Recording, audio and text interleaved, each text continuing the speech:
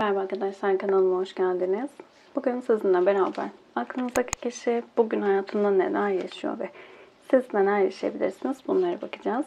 İlahi güçten en net bilgileri alarak aktarabilmek için niyetimi alıyorum. Enerjiye dahil olmak için kanalıma abone olmanız ve bu videoyu beğenmeniz yeterli olacak. Aynı zamanda dileyen arkadaşlarım WhatsApp'ta ücretsiz bir şifa grubumuz var. Açıklamalar kısmındaki linkten bu gruba dahil olabilirsiniz. Günlük his yüklemelerini ve şifa çalışmalarını paylaştığımız grubumuza hemen başlayalım. Öncelikle aklınızdaki kişi bugün hayatında neler yaşıyor dediğimizde adalet kartı geldi. Ciddi bir uyanışın içerisinde olabilir aklınızdaki kişi. Hayatında ilahi adaletin işlemeye başladığını fark ettiği bir sürece doğru giriş yapıyor. Evrensel enerji kartı planlı hareket etmek, ileri görüş, rasyonel düşünmek, muhakeme etmek, eşitlik ve adalet sağlamak dedi. Zengin evren hepsini verecek. Özellikle maddi konularda birine haksızlık yaptıysa eğer aklınızdaki kişi artık bu alandan şifalanmak istediğini söyleyebiliriz. Yani bu noktada artık o kendince adaletsiz davrandığı, hakkına girdiğini düşündüğü birileri varsa onlarla helalleşmek adına daha böyle adaletli davranmaya çalıştığı bir sürecin içerisinde olacak. Bazıları için maddi konularda, bazıları için de manevi olarak da bu durum yaşanmış olabilir. Bu durumu dengelemek, şifalandırmak istediği bir sürecin içerisinde olacak. Yokluk bilinciyle yapmış olduğu bu enerjiden arınmak ve çıkmak isteyen bir aklınızdaki kişi var diyebiliriz genel enerjisinde. Şimdi aksiyon, karmik partner ve maske kartı.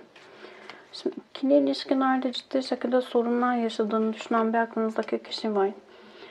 Sürekli böyle negatif enerjiler ya da işte kavganın, gürültünün, sıkıntılı süreçlerin olduğunu düşünüyor olabilir aklınızdaki kişi. Burada kopamadığım, işte bitmesi gerektiğini düşünüyorum ama bitiremediğim durumlar var dediği bir sürecin içerisinde olabilirsiniz. Böyle geliyor kartlar. Maske kartıyla duygularını ciddi şekilde maskeleyen bir enerjisi olabilir. Çok fazla insanlara karşı duygularını göstermeyi tercih etmeyen, daha çok böyle kendini korumak adına maskeleri olan bir enerjisi olabilir aklınızdaki kişinin. Genel olarak baktığımızda artık daha net harekete geçmek isteyen ve çözüm odaklı olmak isteyen bir enerjisi var.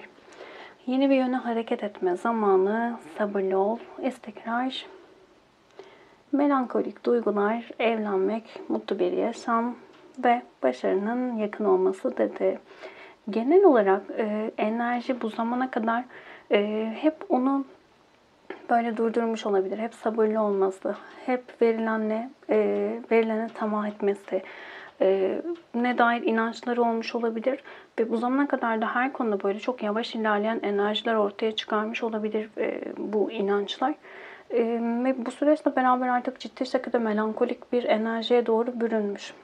Çünkü burada işte harekete geçmemesi, eyleme geçmemesi hayatındaki o değişimin oluşmasını engellemiş. Ama artık bunu değiştirmek isteyen bir enerji içerisinde, eyleme geçme enerjisi içerisinde diyebiliriz.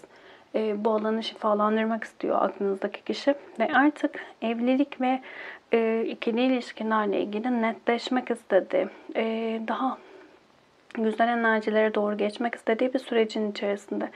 Özellikle bu karmik partnerle beraber, yani aradaki o karmik durumların şifalanmasını isteyen bir süreçte.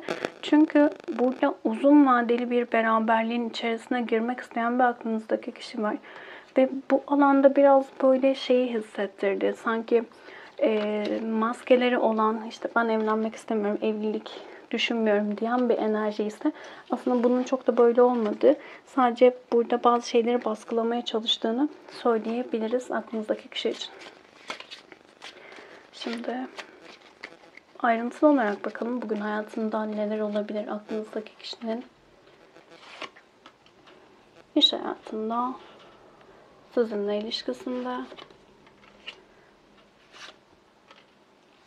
aile hayatında. Şimdi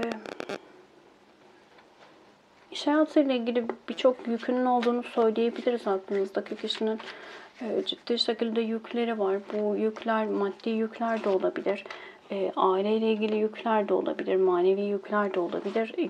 İş hayatını etkileyen. Ama çok ciddi şekilde zor bir sürecin içerisinden geçiyor diyebiliriz. Burada birazcık yalnızlık hissi de var aklınızdaki kişide. Bu da genel olarak durumu etkileyen bir enerji olarak geliyor. Buraya bir kart daha alacağım. Evet. Manevi yönden kendini kötü hissettiği bir sürecin içerisinde ve bu durum onun iş hayatını da ciddi şekilde etkiliyor diyebiliriz. İş hayatında daha çok böyle sabretme enerjisine doğru geçtiği bir sürecin içerisinde toparlamaya çalışıyor.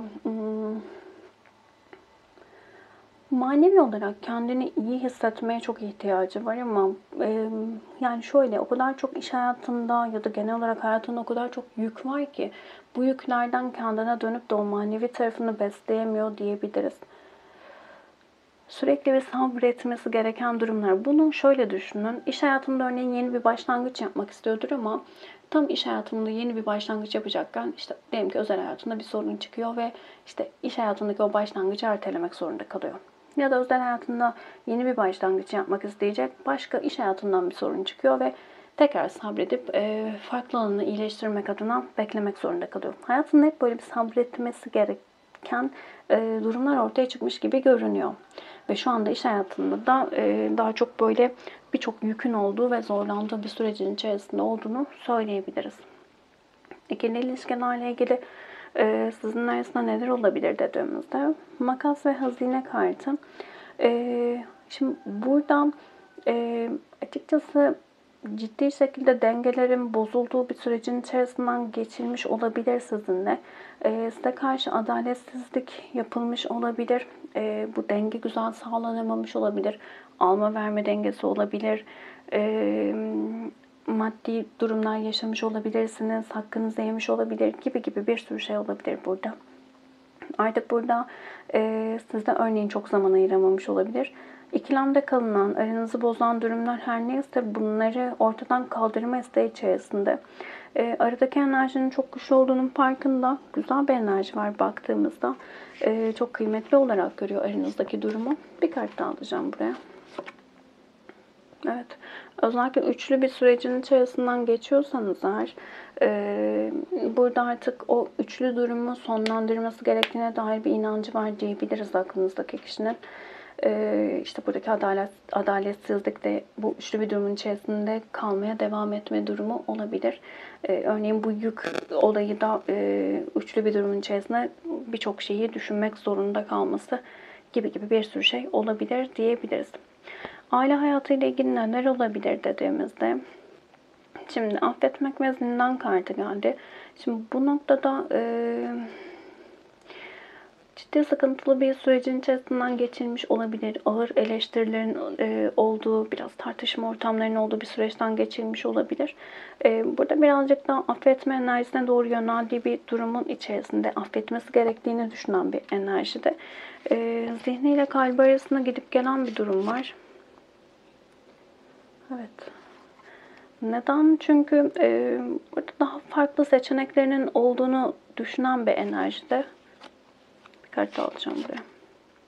Evet. Yani burada şöyle affetmesi gerektiğini düşünen bir enerjide bir taraftan ama diğer taraftan da işte örneğin kalbi bunu söylüyorsa zihnine de hayır burada çok ciddi şekilde senin hakkın yenildi.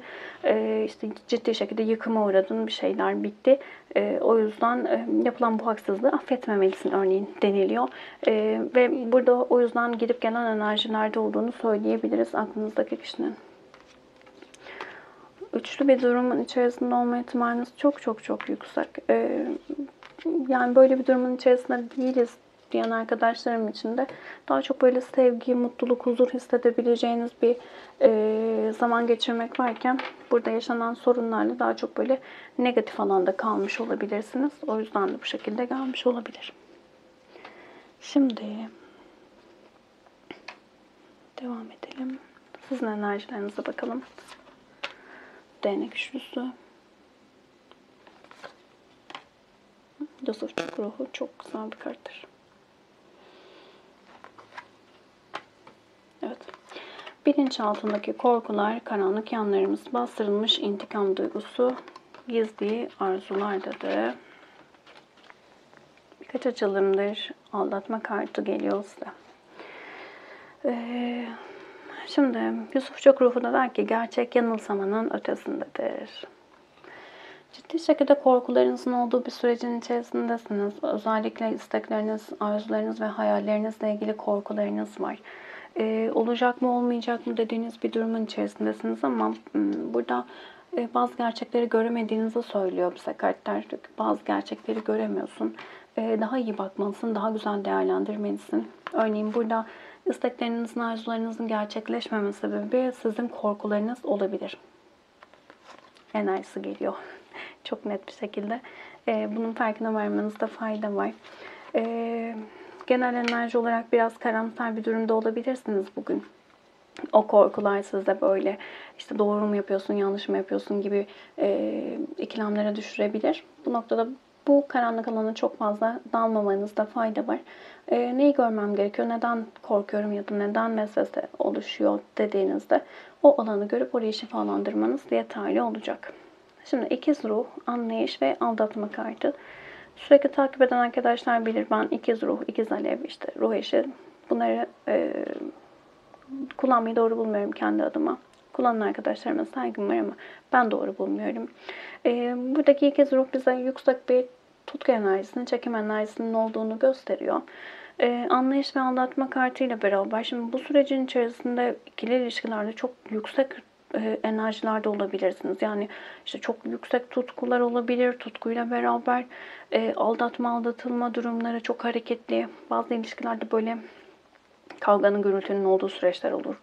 Yani daha doğrusu ilişkinin dinamiği bu olur, yani öyle diyeyim. Böyle bir durumun içerisinde olabilirsiniz. Duygularınızı çok yüksek yaşıyor olabilirsiniz. İşte hemen aşık oluyor olabilirsiniz. Bunlara çok dikkat etmek gerekiyor. Aşırı olan dengenin bozulduğu her şey sıkıntılı durumlar ortaya çıkarabilir sizin için. Genel olarak burada bir taraftan duygularınız çok yükseliyor. Diğer taraftan da işte beni aldattı, aldatıldım gibi korkular ya da durumlar ortaya çıkıyor. Ya da aldatıldığınızı düşünüyorsanız ya da biliyorsanız oradaki o öfke ortaya çıkıyor. Biraz dengenizin bozulduğu bir sürecin içerisinde kalıyorsunuz ama bir taraftan da anlayışlı olmaya, bazı şeyleri idrak etmeye de çabaladığınız bir sürecin içerisindesiniz.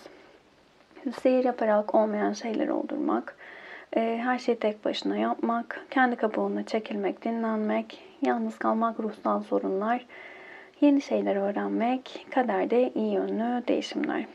Şimdi öncelikle bu tutkusal durumlar, birbirinize çekim hissetme durumları ciddi şekilde sizin ruhsal durumunuzu negatif şekilde etkilemiş olabilir.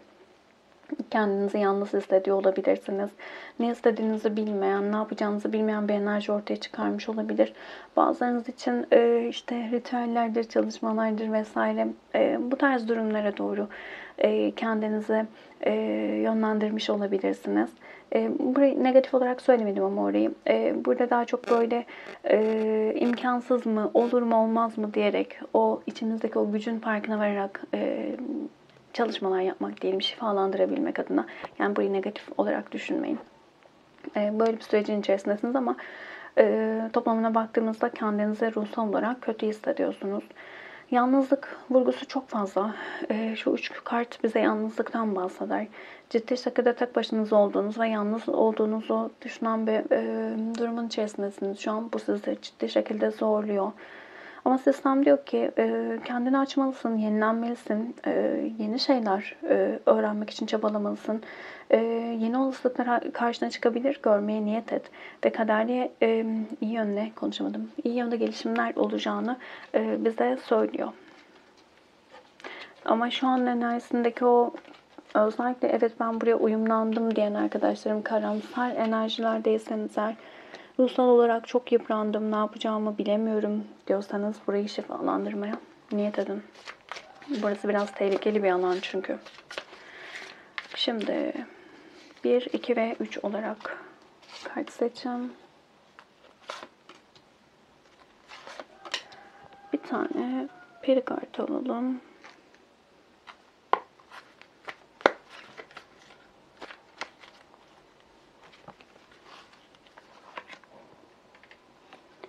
dönüşüm kartı geldi.